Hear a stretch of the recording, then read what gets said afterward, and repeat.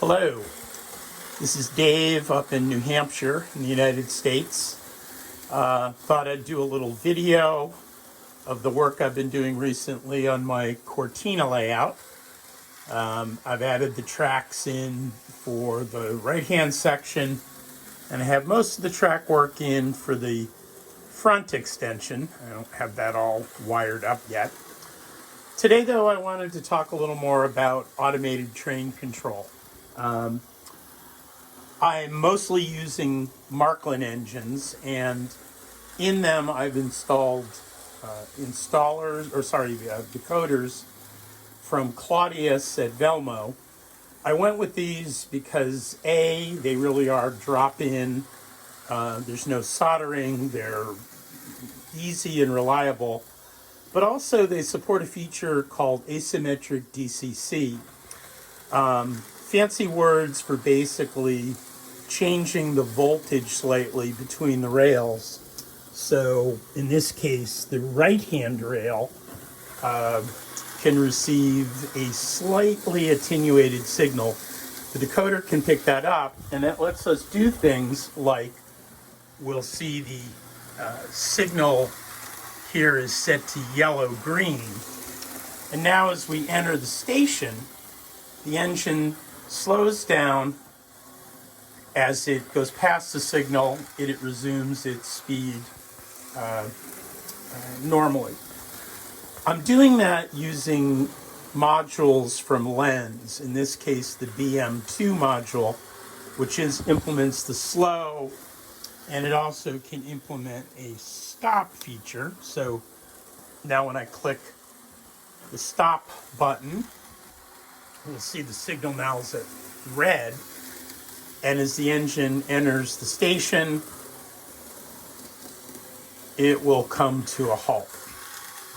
But I'm also using, I'm going to get that running again, the BM3 module. Now, the BM3 module is particularly useful for communicating between zones on the track.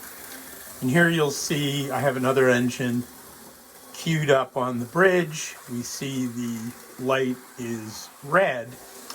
And once the engine comes around, I'll change a turnout. And now we'll see that light turn to green. The engine will start moving. We see the engine that had been on the loop has come to a stop because it knows that a switch is not in the right position. I'll talk about that in a minute. The other train entered the loop. It stopped.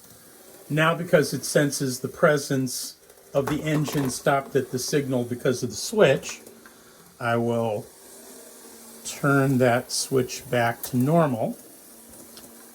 And we'll see the engine that had been stopped start moving.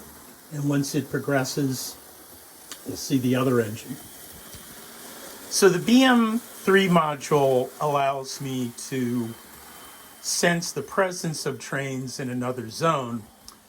To get the trains stopping at the switch with the BM3, I've used a series of relays and some other components from NCE that only route the clear signal from one BM3 to another if my turnouts are all in the right position. So that ended up being relatively simple using the NCE relay module, and I used a MK2 switch 8 to essentially control the relay positions that routed the track clear signal through to the BM3 covering the other zone. Now I can do things like if I switch turnout 18, that is this turnout right here, we'll see the train comes to a stop, because if I went through, that turnout would cause a short. Stopping the train at the signal also caused this guy to stop through standard track occupancy. So I'll set that signal back to, or that turnout back to normal, and We'll see this engine begin again. And there we go. So that is my little video of where I am with DCC and asymmetric DCL or DCC. A lot more work to do, obviously, on the layout. I'm not that good at scenery, so I think I'm putting that off to last. But I hope you all enjoy. I hope you're staying safe. And if you're in the United States, please vote on November 3rd and help us end this nightmare that we're in. Thank you very much.